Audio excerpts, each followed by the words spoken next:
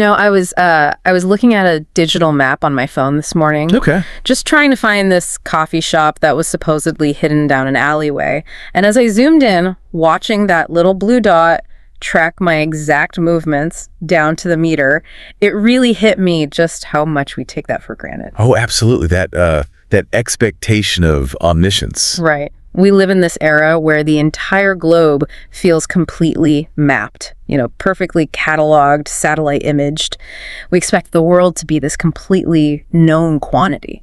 Yeah, it creates this really powerful illusion of control. Like when you can see the exact geographic contour of every street or every coastline right in the palm of your hand, the environment stops feeling like an active, unpredictable force. It just becomes a grid. Exactly. A static grid just waiting for us to navigate it. But if you roll the clock back just one century to the 1920s, that perfect digital grid completely shattered. It's a totally different reality. The cartographic landscape back then was just full of these massive, irregular white blotches, particularly across the Asian continent. You had cartographers in London and New York who had to literally print the word unknown across regions the size of European countries. Which is just wild to think about today. Right. And that is exactly where we are heading today. So, welcome to the deep dive. We are taking you straight into those blank, unmapped spaces of the Himalayas and the Chinese wilderness in 1928. And we're basing this on the really incredible historical research in Thalia Holt's book, The Beast in the Clouds. Yes, it's such a fascinating text. It really is, because it documents this expedition led by Ted and Kermit Roosevelt. The sons of President Theodore Roosevelt. Right. And they were marching into those white blotches for this very specific, almost mythological purpose. They were hunting a creature that the Western world wasn't even entirely sure existed. The giant panda. The giant panda. Okay, let's unpack this, because as we get into this, you're going to realize very quickly that this journey is about so much more than trying to find a bear in the woods. Oh yeah, it gets complicated fast. It's a story that really forces us to look at the deeply conflicted ethics of early science, the brutal legacy of colonialism, and the physical reality of what happens when a mountain actively tries to strip away a man's ego. That's a heavy trip.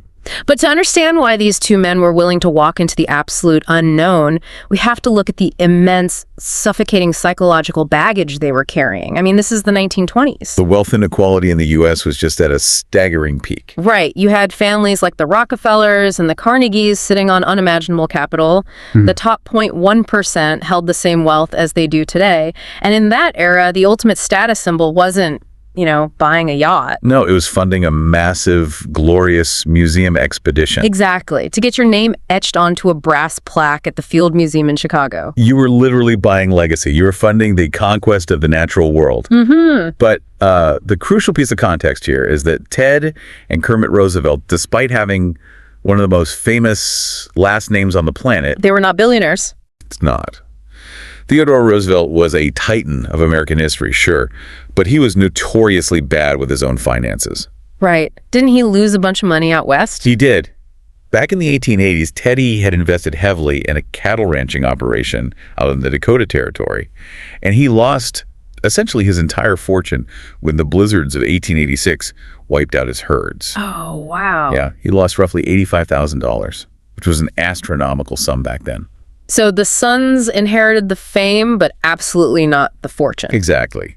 Ted and Kermit inherited about $12,000 each. Which is, what, maybe $1.5 million today? Roughly, yeah. Which is a comfortable life, sure, but it is absolutely not fund a private army of mules and porters across the Himalayas money. No, not even close. They had to go hat in hand to an Illinois businessman named William Vallandigham Kelly to foot the bill for the Field Museum. And beyond just the financial strain, both brothers were in a state of deep personal crisis, weren't they? They really were. Let's look at Ted Roosevelt Jr. for a second. The man was 41 years old, and he had just watched his entire political life go up in flames in one of the most humiliating public scandals in American history. The Teapot Dome scandal. Yes. It completely derailed him. You see, Ted had been serving as the Assistant Secretary of the Navy, which is the exact same stepping stone position his father had held. Following right in the footsteps. Right. But the administration he was part of secretly leased Navy petroleum reserves at Teapot Dome in Wyoming to private oil companies. And they do it without competitive bidding. The corruption was staggering.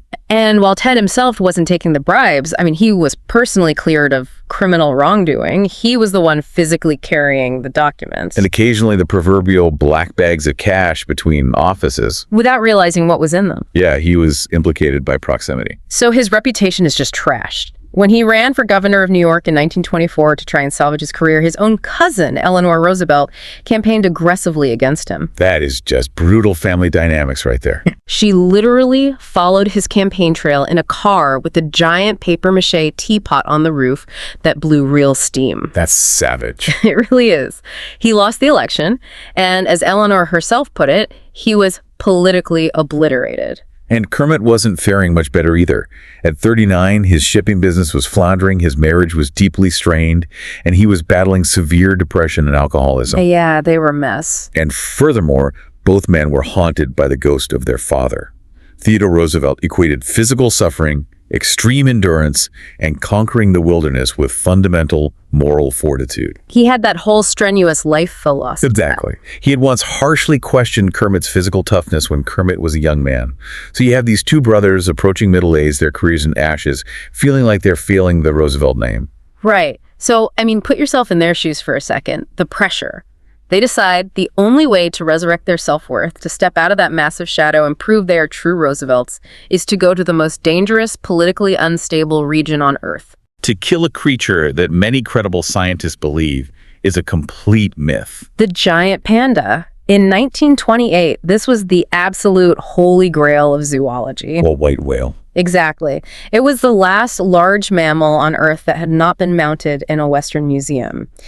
And the skepticism surrounding it was intense. Even people living in China, which covers almost 8% of the Earth's landmass, rarely saw them. There were ancient myths about these yellow and black creatures that ate iron and copper, but the Western scientific community demanded a body. Yeah. They needed proof. The trail of evidence was just incredibly sparse. You trace the breadcrumbs back to 1869, right? A French missionary named Armand David was working near Chengdu, and he actually managed to purchase a pelt from some local hunters. Right. It was this black and white skin that just didn't match anything in the known biological record. He shipped it back to Paris, suggesting it was a new species of bear. But the zoologists in Europe basically scoffed at him. They did. The renowned scientist Alphonse Milne Edwards looked at the skin and the accompanying bones and argued that based on the teeth and the structure of the paws, it was actually closer to a raccoon. A giant raccoon. Yeah. But more broadly, the scientific establishment just said, we cannot classify a new species based on a rug. Makes sense. Then you jump forward almost 50 years to 1916. A German explorer named Walter Stasner actually gets his hands on a live panda cub from hunters in Sichuan. So he becomes the first Westerner to verify that this animal breathes and moves. But keeping it alive proves completely impossible. They try feeding it cow's milk, they try a flour slurry. Stasner even desperately tries to hire a human wet nurse in the village to feed the cub. Wow. Yeah, but it dies within days. And because they bring no preserved specimen back to Europe, the skepticism just continues to mount. The starting gun for the major museum rush doesn't actually fire until 1919 when a missionary named Joseph Milner donates another purchased pelt to the American Museum of Natural History. Suddenly, every major institution realizes the panda's real. And expeditions just flood into China. But year after year, everyone comes back entirely empty-handed. The terrain is too brutal, the bamboo forests are too dense, and the animal is too elusive. So by the time Ted and Kermit arrive in 1928, there's this growing cynical belief among explorers that the panda is just a black and white phantom designed to drive ambitious men insane. That's a great way to put it. And this leads us to the deeply paradoxical nature of their mission. Their goal isn't to set up a camera trap or observe the panda's natural behaviors. Their explicit goal is to hunt it, shoot it, kill it, and drag its carcass back to Chicago. Right. It introduces this era's dominant scientific framework, conservation through collection. And I've always struggled with this concept. The idea that to save the village, you have to burn it down. It sounds like burning a rare book just to preserve its ashes in a glass case. You are targeting the rarest, most endangered creature on the planet, and your solution to its rarity is to put a bullet in it. It is a really dark paradox, I agree. But we have to evaluate it through the lens of early 20th century biological panic. Okay. You have to remember what these scientists had just witnessed. The passenger pigeon, which once darkened the skies of North America in flocks of literally billions, had just gone completely extinct in 1914. Right. The American bison had been slaughtered down from tens of millions to just a few hundred. The prevailing scientific consensus was that human industrial expansion was an unstoppable wave of annihilation. So they genuinely believed that wild animals, particularly large mammals, were doomed to complete extinction within a few decades. Precisely. Theodore Roosevelt himself had instilled in his sons the philosophy that it was a dereliction of scientific duty not to secure a permanent concrete record of a species before it vanished entirely. The museum as an ark. Yes. The logic was cold but practical. If nature has already selected this animal for extinction due to human encroachment, you cannot save the last few individuals in the wild. Therefore, the most ethical thing a scientist can do is kill them, preserve them, and save their morphological data for posterity. It's an archive of the apocalypse. It is. And as brutal as it sounds, I have to admit that without those lethal expeditions, modern biology would be flying blind. Those type specimens, the precise skull shapes, the mandible curves, the length of the spine that raw data gathered a century ago forms the absolute baseline for modern conservation biology. It's true. We literally extract DNA from those dusky pelts in museum drawers today to understand the genetic bottlenecks of modern panda populations. So the foundation of modern ecology was built on practices that we would consider abhorrent today. Yes. But within the Roosevelt expedition itself, there was already a shift happening away from that blood and guts trophy hunting mentality. Oh, this is my favorite part. And that shift came in the form of an English naturalist they brought along named Herbert Stevens. Herbert Stevens is such a fantastic character. He is the polar opposite of the high-paced macho Roosevelts. I mean, he's 51 years old, he's awkward, he gets completely lost in the jungle on the very first day. He refuses to learn how to use chopsticks. Yes. So he's just flinging rice everywhere at dinner. He drives Ted and Kermit absolutely insane because they want to march 20 miles a day, and Herbert wants to stop every 5 feet to look at a bug. But Herbert represents the vanguard of a new scientific philosophy. He was part of a movement called heroic entomology. Heroic entomology, okay. Yeah, at the time, most people who studied insects did so purely for economic reasons, like how to stop locusts from eating crocs, or how to kill mosquitoes. Right, pest control. Exactly. Yeah. Herbert didn't care about the economic utility. He cared about the intrinsic, interconnected value of the ecosystem. He understood that to comprehend the jungle, you don't just look at the apex predators, you look at the smallest foundational components. And there's this brilliant moment in the book where Herbert completely ignores the expedition schedule because he spots a swallowtail butterfly off the trail. He catches it, and the hind wings of this butterfly glow with this electric iridescent green. It's so bright it looks artificial. It's stunning. And the incredible thing about it is that the color is an optical illusion. The butterfly has absolutely no green pigment in its wings. It is a masterclass in evolutionary engineering called structural coloration. Walk us through that. Sure. So if you look at a green leaf or human skin, the color comes from chemical pigments like chlorophyll or melanin. They absorb certain light wavelengths and reflect others. Simple chemistry. Right. But the swallowtail butterfly achieves its color through physics, not chemistry. Its wings are constructed with a microscopic, three-dimensional lattice of chitin. That's the same material that makes up insect exoskeletons. Okay. These lattice structures are shaped like tiny, spiraling glass prisms. It's like millions of microscopic soap bubbles on its wings. That's a perfect analogy. When light hits a soap bubble, the light waves bounce off both the outer and inner surfaces of the thin film, interfering with each other to create those shimmering colors. Yeah, I've seen that. The nanostructure on the butterfly's wing does exactly the same thing. It physically alters the speed and direction of the light. The shape of the cells creates constructive interference, perfectly amplifying green wavelengths and bouncing them back to your eye. That is wild. And because it's structural, as the butterfly flaps its wings and the angle of the light changes, it creates blinding, shifting flashes. Herbert didn't have an electron microscope to see these chitin spirals, but he understood he was holding a miracle of adaptation. It was designed to confuse predators in the dappled light of the jungle canopy. And Herbert's true value to the expedition really crystallizes a few days later.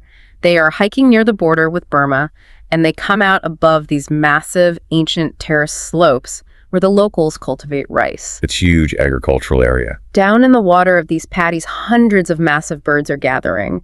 They are sarus cranes, which are the tallest flying birds in the world, standing over 5 feet tall. Huge birds. Yeah.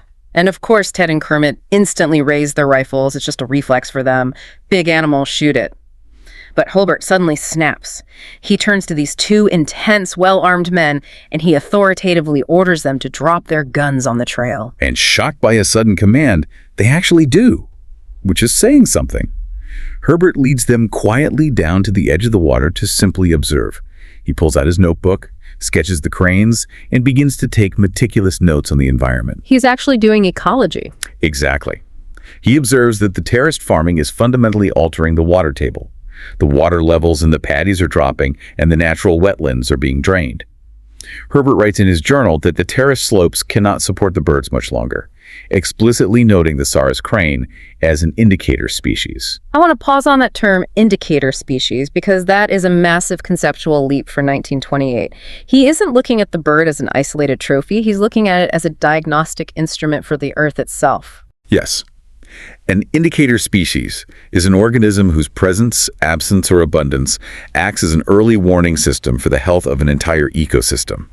Because the Sarus crane is so large and requires such specific undisturbed wetland depth to forage for roots and tubers, it is incredibly sensitive to environmental changes. It's the canary in the coal mine. Precisely. Herbert recognized that if the cranes were struggling, the underlying wetland hydrology was collapsing. He was reading the landscape, and his warning was tragically prophetic. As they stood there, they were looking at tens of thousands of Sarus cranes. Wow. But within a single human generation, agricultural expansion would decimate their habitat, and fewer than 100 would remain in that entire region. That's heartbreaking. By forcing the Roosevelts to drop their guns, Herbert temporarily shifted their worldview from extraction to observation. But the luxury of observation is hard to maintain when you are hiking through a literal powder keg. Because while Herbert is looking at bugs and birds, someone has to actually secure the logistics, the food, and the safety of the expedition. And they are walking into a deeply fractured, dangerous landscape. Very dangerous. China in 1928 is reeling from a massive civil war between the nationalist government, led by Chiang Kai-shek, and the rising Chinese Communist Party. The expedition is constantly dodging troop movements and regional warlords. The political violence was overt, but beneath it lay a much deeper, more insidious societal plague that dictated the reality of everyday life in these provinces. I'm talking about the devastating legacy of the Opium Wars. This becomes agonizingly clear early in the journey. The expedition is hosted by a local leader named Fang, who acts as the unofficial ruler of the Shan state in the region. Fang invites Ted and Kermit to his estate, which is beautifully situated on a small island in the middle of a lake. Sounds idyllic. It does. They sit down to a meal, eating out of a bubbling earthenware pot. And Ted casually asks Fang where his older brother is. Because the older brother is supposed to be the actual hereditary ruler of the territory. And Fang's response just sucks all the air out of the room. Right. Fang explains that his brother, Yuqi, had been a brilliant and capable ruler. But he tried opium, became instantly addicted, and his life completely unraveled. He abandoned his kingdom and now spends his days unconscious in grimy, isolated opium dens. So Fang was forced to take over the administration of a state that was basically rotting from the inside out. Exactly. Fang tells the explorers that opium has completely stolen the peace of China. It fuels the corruption, funds the regional warlords, and drives the military tyranny that terrorizes the rural citizens. And Fang tells them this horrifying story about how the National Revolutionary Army swept through his village one morning to extract resources. The soldiers were tearing through homes, looting everything of value. The villagers fled into the surrounding hills, desperately throwing stones down at the soldiers. And the retribution was awful. Yeah. In retribution, the soldiers captured Fang's elderly mother, dragged her into the center of the village, and literally locked her in a cage. When Kermit hears this, he is so horrified, he turns to their translator, Jack Young, to confirm he heard the translation correctly. A cage. Right. And Jack, who is a brilliant 19-year-old Chinese-American guide from a well-off family, isn't shocked in the slightest. Jack explains that his own family had lost their prosperous automobile shop 6 years prior when nationalist forces swept through their town, stripping it bare to fund their campaigns. The arbitrary brutality of the military, fueled by the opium economy, was just a fact of life. And this is where the historical irony becomes infuriating. Ted Roosevelt sits there listening to Fang mourn the loss of his brother and his mother's torture, and Ted writes in his journal about how deeply he pities these poor souls caught in the grip of the drug. The condescension is palpable. He views the opium epidemic as a tragic moral failing of the Chinese people, a cultural weakness that he, the strong Western explorer, is observing with sympathy. He is completely, fundamentally blind to the fact that his own cultural ancestors are the ones who engineered this exact suffering. The Chinese didn't invent this mass addiction. It was a deliberate corporate strategy by the West. We have to look at the mechanics of the British East India Company to understand the sheer scale of the atrocity. By the late 18th century, Britain was obsessed with Chinese tea, silk, and porcelain. They couldn't get enough of it. Right. But the Qing dynasty had very little interest in European manufactured goods. They demanded payment strictly in silver. This created a massive trade deficit that was literally draining the British treasury of its silver reserves. The East India Company needed a product the Chinese would buy, so they weaponized opium. They took control of the poppy fields in Bengal, India, fundamentally altering the agricultural economy there, forcing farmers to grow poppies instead of food crops, and then they manufactured thousands of tons of highly concentrated, highly addictive opium. Exactly. They smuggled it into Canton using fast clipper ships, creating a massive black market. The addiction rate skyrocketed, and suddenly the flow of silver reversed. It began pouring out of China and into British pockets. It's state-sponsored drug trafficking. It absolutely was. When the Chinese Emperor Daguang finally tried to stop the cartels, appointing a brilliant scholar named Lin Zexu, who destroyed 2 million pounds of smuggled British opium in 1839, the British government responded with military force. The First Opium War. Britain literally went to war for the right to remain the world's most powerful drug cartel. They sent iron-hulled steamships like the Nemesis up the Chinese rivers, decimating the outdated Chinese wooden junks. They forced the Qing government to sign unequal treaties, legalize the drug trade, and hand over Hong Kong. So by the time the Roosevelts arrived in 1928, decades of this forced addiction had hollowed out the country. Roughly a quarter of the adult male population was smoking opium. So when Ted Roosevelt looks at Fang with pity, he entirely fails to realize that the geopolitical power dynamics he represents, the Western imperial expansion, are the very architects of the cage Fang's mother was thrown into. The cognitive dissonance is staggering. Ted feels superior to the chaos around him, completely oblivious to its origins. And that exact same colonial blindness extends to how Ted and Kermit view the people who are actually doing the heavy lifting to keep them alive on this mountain. I am so glad we are talking about this, because here's where it gets really interesting. The unsung protectors of the Roosevelt expedition weren't the men with the rifles. As they leave the lowlands and begin to climb higher into the treacherous altitudes of the Himalayas, they have to swap out their lowland porters for people who can actually survive the thin air and the freezing temperatures. Right, the locals. They hire guides from the regional minority groups, specifically the Tibetans and the Nashis, and over half of these new elite high-altitude guides are women. The physical and mental fortitude of these women completely shattered the Roosevelts' Edwardian expectations. These female porters weren't just assisting. They were leading. They were carrying 50-pound A-frame packs loaded with the Roosevelts' heavy canvas tents, cast iron skillets, and spare ammunition. They hiked miles ahead of the men in sub-zero temperatures, physically punching down the deep, fresh snow with their boots and hands to break a trail for the Westerners to follow. And culturally, they operated in a completely different paradigm. Jack Young, the translator, learns that many of these Tibetan women practice polyandry. Meaning they have multiple husbands. Yeah, back in their home villages, sometimes up to 7 brothers from the same family. The economic utility of polyandry in these extreme environments is fascinating. In the harsh, resource-scarce valleys of the Himalayas, arable land is incredibly precious. If a family has 5 sons and each son takes a different wife, the family's small plot of land would be divided 5 ways, leaving everyone to starve. That makes total sense. By having all the brothers marry one woman, the land remains intact and the household wealth is consolidated. The woman runs the estate, manages the finances, and commands immense respect. These female guides were essentially wealthy, independent contractors making a fortune off the Western explorers. And they were incredibly lethal when they needed to be. There is a scene in the book that reads like an action movie. The expedition is entering a notorious stretch of the trail called the Valley of Death. The path is narrow, bordered by 1,000-foot drops into freezing ravines. Super sketchy terrain. Yeah. The women are leading the caravan, as usual, when they are suddenly ambushed. A group of local bandits drops onto the trail, pointing matchlock rifles at the women, tightening a circle to trap them. These bandits are known for slaughtering caravans and leaving the bodies in the ravines. The tension is immense, but the women's reaction is entirely unexpected.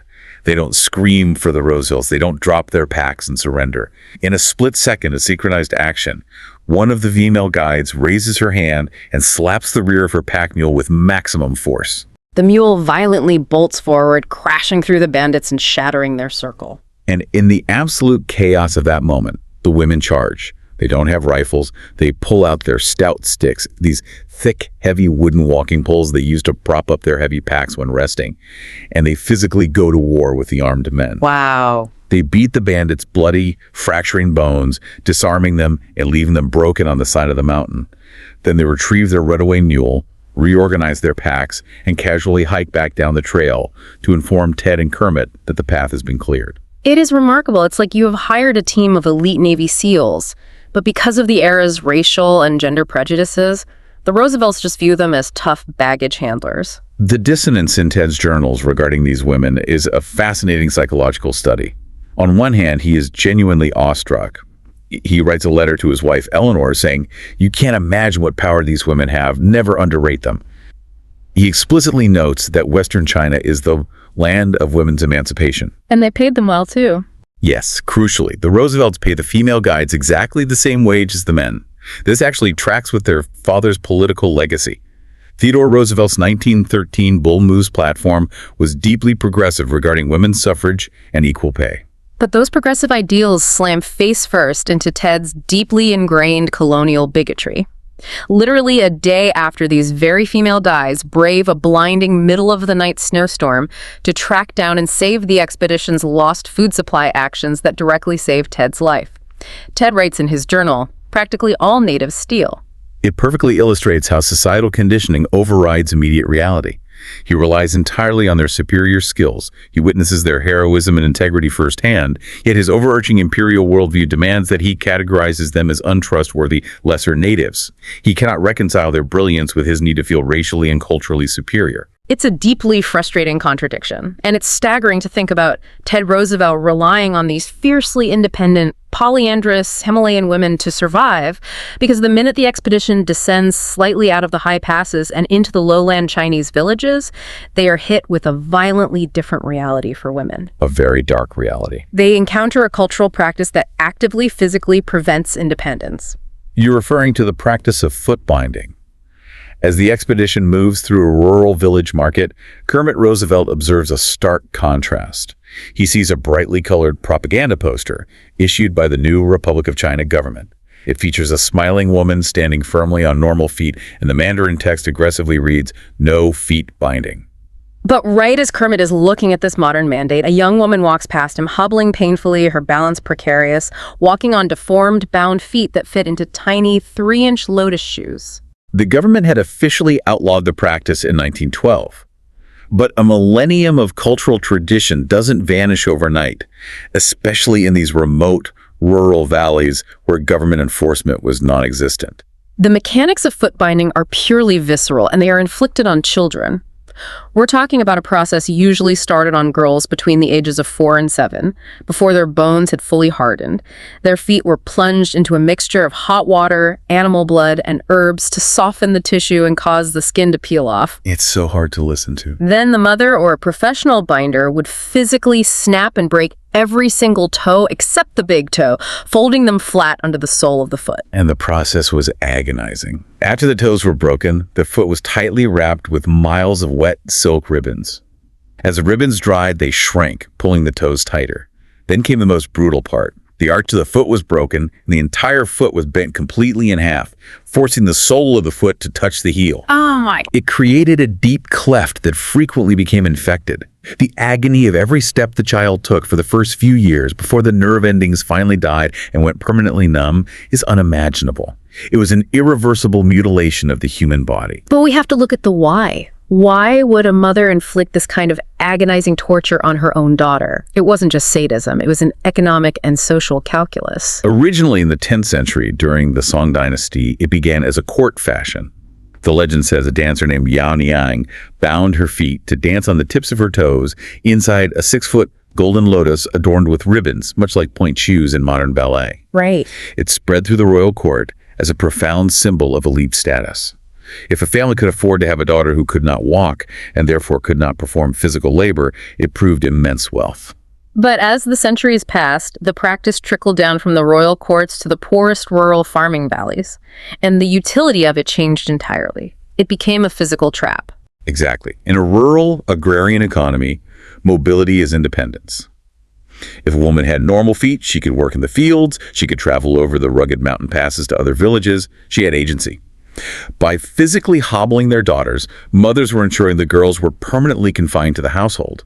And what do you do when you are confined to a stool all day? You spin yarn, you weave cotton, you sew shoes. It was an economic mechanism to maximize domestic textile labor. Yes, a daughter with bound feet was forced to become highly productive in sedentary household labor, which increased the family's wealth. Furthermore, the lotus foot became a strict prerequisite for marriage. A girl with unbound feet in these rural areas was considered unmarriageable, destined for a life of grueling field labor or destitution. So the mothers were caught in a horrific trap. Mutilate your child's bones or condemn her to poverty. That's the tragic reality of it. Kermit observes this hobbling of the female body, and a few days later, as he is hiking up the trail, he explicitly connects this physical mutilation to what he is seeing happen to the earth itself. The expedition crests a high ridge, expecting to look down into a pristine, ancient forest. Instead, they see a vast, violent clear-cut. A total wasteland. It looks as though a giant machine has just gouged the timber right out of the mountainside. The ancient trees are gone, replaced by endless fields of dead stumps, eroding dirt and deep scars in the earth. Kermit writes a very perceptive entry in his journal about this. He notes the parallel between the propaganda poster prohibiting foot binding and the new government laws prohibiting destructive logging practices. In both cases, the central government had recognized the devastation and outlawed it.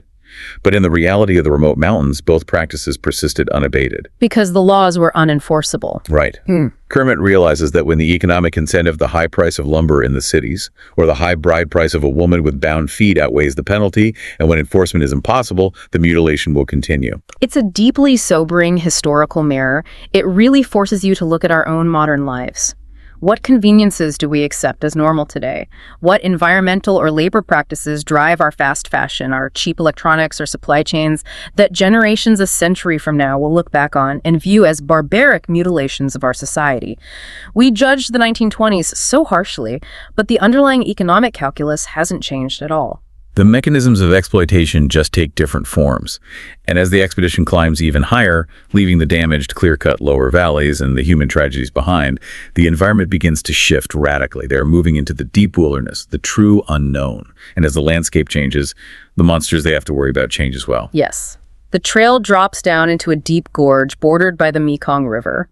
The Mekong is the third longest river in Asia, but here in the gorge, the water is a deep, milky, opaque brown, churning with mud from the highlands. The valley walls block out the sun, and their local guides warn them to be incredibly careful crossing the shaky rope and wood bridges because these specific deep pools are home to a monster called the Krim. Every culture generates mythology to explain the hazards of their environment. Right. The legend of the Krim says it is a giant, gruesome, blanket-shaped monster that waits in the murky depths of the river.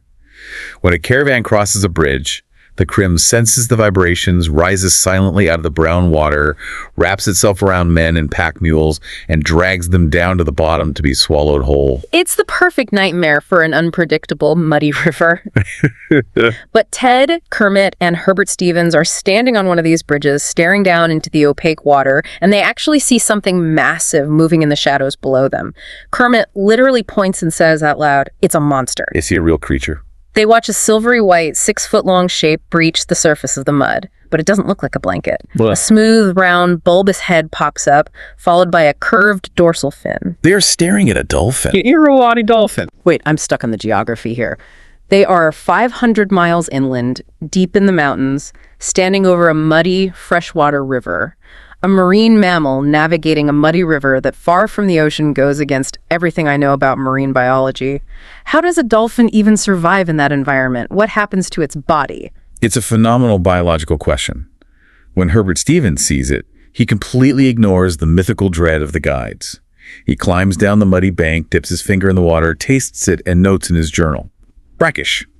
There is a slight salt content. What they're witnessing is the miracle of a euryhaline species. Euryhaline. Yes, euryhaline means the organism has the physiological machinery to adapt to a massive range of salinities, from the salty ocean to purely freshwater rivers. But the mechanics of that must be exhausting for the animal. It is incredibly energy-intensive osmoregulation. Let me explain. A saltwater fish lives in an environment that is saltier than its own blood, so water is constantly leaching out of its body through osmosis. To avoid dehydrating, a saltwater fish drinks constantly, and its kidneys work overtime to excrete the heavy salt. Right. A freshwater fish has the opposite problem. Its blood is saltier than the river, so water constantly floods into its body.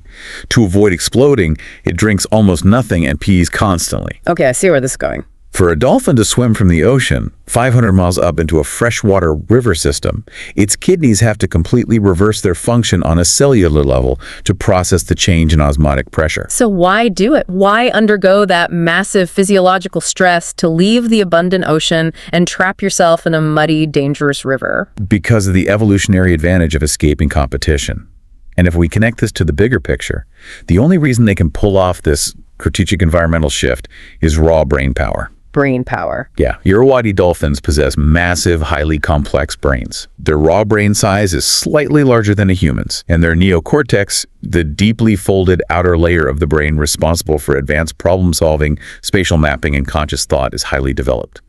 When ocean resources became scarce or coastal predators became too dense, their advanced brains allowed them to calculate a new survival strategy. So they just figured out a different place to live. They mapped the river systems, figured out how to use their echolocation in the blinding mud, and adapted to deep pools during the dry season. They survived by outthinking their environment. This connects so perfectly to our own evolutionary history. The perspective on human brain development relies on the exact same mechanism of environmental pressure, doesn't it? Absolutely. Human evolution was driven by a nearly identical environmental crucible. We like to think our big brains evolved so we could write poetry or build cities, but the reality is our brains evolved because we were almost entirely wiped off the face of the Earth. Right. Around 900,000 years ago, during the Pleistocene epoch, the Earth went through a period of severe, prolonged climate change called marine isotope stage 22. Massive glaciation covered the continents, dropping sea levels and turning lush African landscapes into brutal, arid deserts. It was an apocalyptic bottleneck. It decimated the hominid population. Genetic research suggests that the breeding population of our ancestors plummeted to barely 1,200 individuals on the entire planet. We were lingering on the absolute razor's edge of extinction for over 100,000 years. Barely hanging on. The hominids that survived weren't the strongest or the fastest. They were the ones whose brains mutated to be larger and more complex. Extreme climate forced the rapid expansion of our neocortex so we could develop complex cooperative hunting strategies, master fire to extract more calories from cooked food, and communicate detailed survival information across generations. Wow. Just like the Irrawaddy dolphin, the human brain was a desperate, energy-intensive adaptation to an environment that had become lethally hostile. It is profound to think that Kermit Roosevelt staring at a dolphin in a Chinese river is essentially looking in an evolutionary mirror.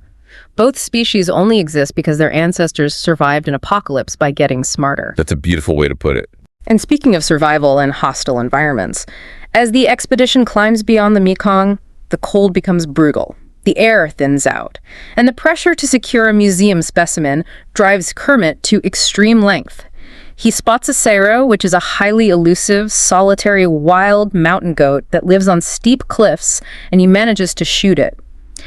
But he is so exhausted by the altitude that he leaves the carcass in the snow overnight. Which is a terrible logistical mistake. When he returns the next morning, the 500-pound animal is frozen completely solid, like a block of granite. Kermit has to spend hours hacking at this frozen carcass with a knife, his fingers numb and cramping, trying to peel the skin off without ruining the pelt. He's just brutalizing his hands. He is utterly miserable, hyper-focused on securing this dead, frozen trophy to stuff in a diorama back in Chicago. But while Kermit is freezing his fingers off, their companion, Sidam Cutting, makes a much more profound discovery without firing a single shot. Right. Saddam is wandering along a high-altitude cliff face, away from the blood and the butchery, and he spots this bizarre, alien-looking thing tucked into a crevice in the rocks. It looks like a hairy purple and green starfish growing straight out of the snow. It's a remarkable botanical specimen. The Himalayan snowball plant, scientifically known as Saussurea laniceps. It thrives in the scree fields at extreme altitudes where almost nothing else can survive. It looks like a sponge covered in deep purple rosettes, but its most striking feature is that it is a woolly plant. The entire surface is covered in a dense, thick layer of trichomes, these microscopic, hair-like structures. It essentially grows its own fur coat. Biologically, yes. The trichomes act like the double-pane glass in a window. They trap a layer of dead air against the plant's epidermis, insulating the tissues from the freezing winds and preventing the cells from rupturing during the sub-zero nights. But the value of Sidam finding this plant isn't just about how it stays warm. Not at all. The true value is pharmacological. The snowball plant belongs to the Asteraceae family, which is a massive botanical gold mine. Plants in this family produce highly complex chemical compounds, specifically sesquiterpene lactones, which they use to deter high-altitude herbivores. Bug spray, basically. Yeah, but in human biology, those exact same compounds are incredibly powerful anti-inflammatory agents.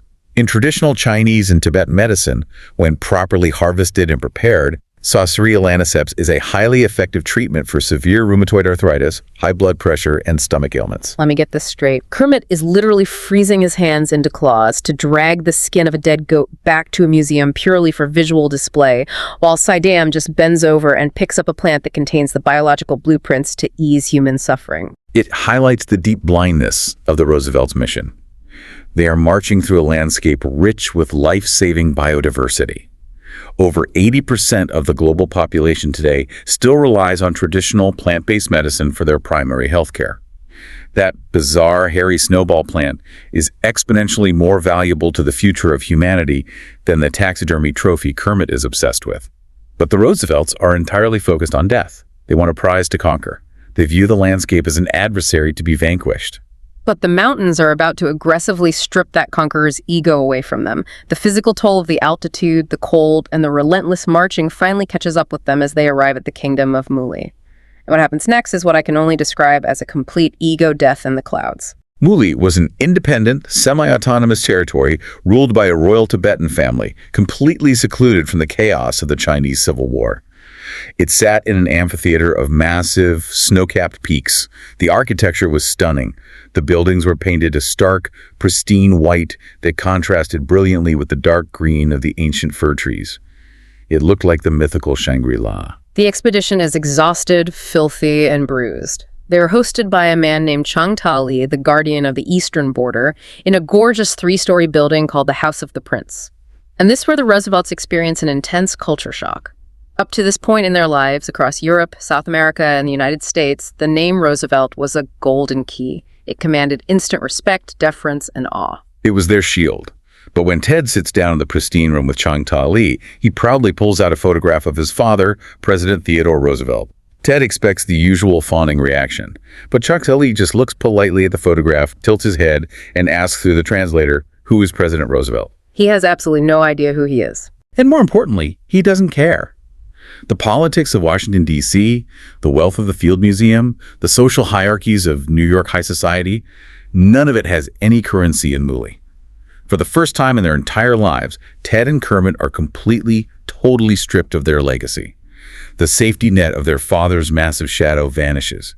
In the eyes of their host, they are not the scions of an American dynasty. They are just two dirty, exhausted men sitting in a room. You would think this sudden anonymity would be liberating. The pressure is finally off. But Ted's ego is so deeply entrenched in Western materialism that he immediately tries to exert dominance through purchasing power. While they are in the house, Ted becomes obsessed with a massive, brightly colored painting hanging on the wall. He was looking at the Bhava Chakra, the Buddhist wheel of life. It is a foundational piece of Tibetan Buddhist art, designed to be visually accessible so that even illiterate practitioners can understand the complex cycle of birth, suffering, and reincarnation. Can you break down what is actually painted on the wheel, because it's directly relevant to Ted's behavior? In the very center of the wheel, driving the entire cycle of suffering, are three animals: a pig, a bird, and a snake. These represent the three poisons of human existence: ignorance, greed, and hatred. Around them are the six realms of existence, depicting the various ways souls suffer based on their karma. Okay. The outer rim illustrates how every action we take is inextricably linked to our past and future. And standing outside the wheel, at the very top, is the Buddha, pointing toward the moon, which symbolizes nirvana, the ultimate liberation from this cycle of greedy, ego-driven, materialistic suffering. So the lesson literally painted right in front of Ted's face is to let go of greed and material attachment. And what does Ted do? He spends his entire time at the house trying to figure out how much money it will take to buy the painting. He wants to purchase the very lesson on anti-materialism so he can hang it as a conversation piece in his house in New York. It's the ultimate Western consumerist reflex. If he sees something beautiful, he must own it. And this blindness reaches its peak a few days later in a nearby village. Ted wanders into a columbarium, a sacred building that houses funeral urns and the ashes of the deceased. Sitting on an altar are these beautifully bound, ancient, holy texts. Ted immediately pulls out his wallet and offers the caretaker the equivalent of $50 to buy them. Which causes a massive crisis. The townspeople find out, and they are absolutely furious. They form a mob, screaming at the caretaker, telling him he must return the money immediately or face permanent exile from the village. Ted is baffled. He writes in his journal complaining that the locals are being totally unreasonable, calling the books a mere fetish, and justifying his attempted purchase by saying the books look dusty and unused anyway. The profound lack of understanding is almost painful to read. Ted views the texts purely as commodities, antiques to be haggled over. But what were those books? They were the Tenjur, a collection of commentaries by ancient masters, and the Bardo Thodol Chenmo, which the West knows as the Tibetan Book of the Dead. The Tibetan Book of the Dead. He tried to buy the Guide to the Afterlife as a souvenir. Precisely. The Bardo Thodol is a deeply sacred guidebook. It is meant to be read aloud to the dying to help their consciousness navigate the bardo, the transitional state between death and rebirth. It teaches the dying person that the terrifying visions and demons they encounter in the afterlife are just projections of their own mind, manifestations of their earthly karma. So it's teaching the exact opposite of what Ted is doing. It explicitly warns against the exact kind of greedy, ego-driven materialism that Ted is currently displaying, teaching that clinging to physical desires is what traps the soul in suffering. Ted sees a dusty book to buy. The text itself is trying to teach him that his actions have cosmic consequences and that his ego is a destructive illusion. Since the sacred texts couldn't penetrate Ted's ego, the physical environment steps in to do the job by force. The expedition leaves the sanctuary of Muli and begins the most agonizing, perilous leg of the journey. They are trying to cross a massive mountain pass near Minyakonka, a peak that local legends claim is higher than Mount Everest, soaring well over 20,000 feet. As they climb, the weather turns catastrophic. A blinding blizzard sweeps in. The wind accelerates until it feels like a solid wall of stone slamming into them. And in the whiteout conditions of the blizzard, disaster strikes. They lose track of their pack mules. The caravan is separated, which means they lose their tents, their supplies, and almost all of their food. They are stranded at 17,000 feet. The temperature plummets to 5 degrees Fahrenheit. It's a nightmare scenario. Because the wind would instantly shred any makeshift shelter they tried to erect, they have no choice but to lay their sleeping bags directly on the ice, pulling a single freezing piece of canvas over their heads to block the snow. And this is when the true physiological terror of the mountain hits them. Altitude sickness. Anyone who has skied at 10,000 feet knows the dull headache and the nausea. But at 17,000 feet, without proper acclimatization, the human body begins to systematically shut down. Let's look at the brutal mechanics of what is happening to their bodies in the dark. At sea level, the barometric pressure is roughly 760 millimeters of mercury. At 17,000 feet, that pressure drops to around 380. That means the partial pressure of oxygen in the air they are breathing is exactly half of what their bodies require. They're suffocating. Every single time they inhale, their lungs are starving, their brains are swelling, their hearts are racing to pump whatever meager oxygen they can find. And because they're exhausted, they make the natural choice to lie down in their sleeping bags. Which is the worst possible thing you can do, right? Physiologically, yes. When you stand upright, gravity pulls your heavy abdominal organs, your liver, your stomach, your intestines downward. This allows your diaphragm to fully contract and drop, expanding your lungs to their absolute maximum volume. But when you lie down flat on your back on the ice, gravity is no longer pulling those organs out of the way, it's pushing them up against the diaphragm. And if you roll onto your side to get comfortable, It gets worse. When you roll onto your side, the literal weight of your own heart presses against your lungs, physically compressing the lung parenchyma, the microscopic clusters of alveoli, where the vital exchange of oxygen and carbon dioxide takes place. Furthermore, the extreme pressure differential causes fluid to leak from the capillaries into the lung tissue, a lethal condition known as high-altitude pulmonary edema, or HAPE. That's terrifying. So you are already in an oxygen-starved environment, and by lying down, you are physically crushing your remaining lung capacity, while your lungs slowly fill with fluid. The scene described in Athalia Holt's book is absolutely harrowing. It is the middle of a freezing, pitch-black night. Ted and Kermit cannot sleep. They are constantly jolted awake, choking, gasping for air, feeling like they are literally drowning underwater. The oxygen deprivation causes severe hallucinations. They are vomiting violently into the snow outside their sleeping bags.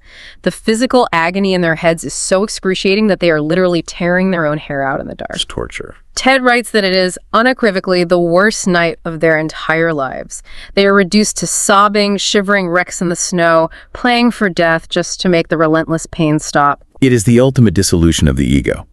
Think about everything they brought with them. The political ambition, the lingering shame of the Teapot Dome scandal, the desperate desire to secure their father's legacy by shooting the giant panda, the high-powered rifles. None of it matters. In the Bardo, the Tibetan Book of the Dead teaches that to reach enlightenment, one must experience a symbolic death where all earthly attachments are violently stripped away. As they lie on the ice, begging for their own breathing to cease, they are experiencing exactly that. Nature systematically breaks them down, bypassing their wealth and their names, reducing them to their rawest, most fragile, microscopic human essence. And then the morning finally comes, the blizzard breaks, the sun crests the peaks. Ted and Kermit crawl out of their sleeping bags, their breath pluming in the air, covered in a layer of frost.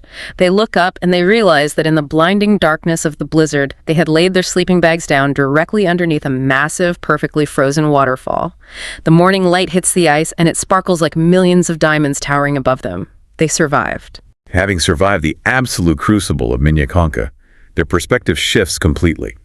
Kermit realizes that the men who walked up that mountain died in the snow, and fundamentally different men woke up. The New York high society anxieties, the fear of not living up to Theodore Roosevelt's impossible standards, those burdens were left on the ice. And miraculously, as they stare at the frozen waterfall, their guides appear. The Tibetan men and women they had viewed as mere natives had spent the entire night braving the deadly blizzard, searching the passes. They managed to round up the lost mules and secure the food. The expedition is saved purely by the grit, loyalty, and superior skill of the local people Ted had so casually dismissed. It is a profound rebirth. And having crossed the impossible pass, having survived their own ego death, they finally begin the long descent toward their ultimate destination, the climax of the journey. They arrive at Tatsanlu, which translates to the Forge of Arrows. Tatsanlu is this spectacular, surreal trade hub situated at 5,400 feet. After weeks of freezing dirt, blood, and ice, they walk into a city where the main streets are paved with shining marble. It is a collision of cultures, bustling with Tibetan traders, Chinese merchants, and Catholic missionaries. This is ground zero for panda country. This is the exact city where the missionary Joseph Milner had bought that crucial panda pelt a decade earlier. The Roosevelts are taken in by a pair of Scottish Christian missionaries, the Cunninghams. And before they launch the final hunt, they finally experience the relief of comfort. They're given a hot bath. They sit in a large wooden tub with a charcoal stove burning underneath it, scrubbing layers of mountain grime, dried sweat, and freezing mud off their bodies with handmade local rice water soap. Kermit writes about that soap like it's a religious artifact. He loves the smell and the lather of the rice water soap so much that he stuffs his canvas bags with it to take home. It's this incredibly grounded human moment. These men who set out to conquer the world are just sitting in a tub, relishing the absolute simplest of physiological comforts, the warmth of the water dilating their constricted blood vessels, the soft scent of rice. But the mission still looms over them. Yeah. They didn't come for a bath. They hire the best local hunters they can find, they check their heavy rifles, and they head out through the North Lhasa Gate, hiking up into the dense ancient bamboo forest where the giant panda is said to live. This is the culmination of everything. They've traveled across the globe, they've braved a civil war, opium cartels, armed bandits, freezing blizzards, and near-fatal altitude sickness. They step into the bamboo forest, their fingers on the triggers, ready to finally secure the myth, and they find absolutely nothing. Nothing at all. The bamboo is incredibly dense, towering over them, creating a claustrophobic maze. And worse, a thick, impenetrable fog rolls in, reducing visibility to just a few feet. They wander through the cold mist for days. They track shadows. They listen to snapping branches. They interrogate every local woodcutter they come across, but not a single soul has seen the black and white bear. The environment simply swallows them. Finally, after exhausting every trail and every ounce of their energy, they stop. Kermit pulls out his journal, sitting in the damp fog, and writes with profound, heavy disappointment that they have been led on a wild goose chase. They are forced to turn around. They fail. The grand, heavily funded mission to shoot the giant panda and bring its body back to the Field Museum in Chicago is a total bust. So what does this all mean? On the surface, if you measure success strictly by the initial parameters of the expedition, yes, it's a failure. But if you look at the totality of what they achieved, the journey was anything but a loss. They didn't get the bear, but the science they facilitated was groundbreaking. Herbert Stevens identified crucial indicator species like the Sarus crane, providing baseline ecological data that warned of impending habitat collapse. Right, and Sudum Cutting found Sauceria laniceps. Yes, medicinal botany that contains chemical blueprints vital to treatments today.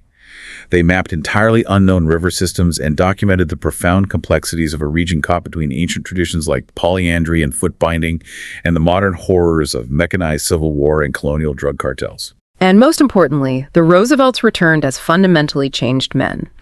They went into the Himalayas looking to shoot a bear to secure their legacy and inflate their bruised egos. But what they actually found was the fierce loyalty of female warriors who saved their lives, the evolutionary marvel of Irrawaddy dolphins adapting to muddy rivers, and a profound, agonizing lesson in their own human fragility under a frozen waterfall.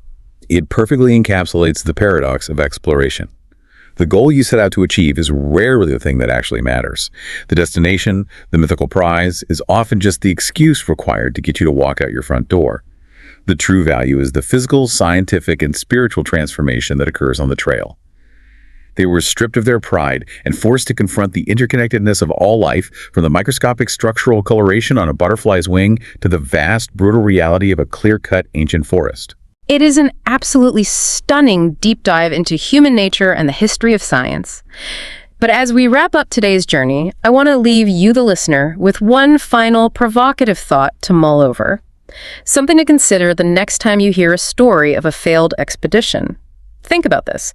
Ted and Kermit Roosevelt failed to find the giant panda. They hiked back down the marble streets of Tatsianlu, viewing their empty hands as a massive, humiliating defeat.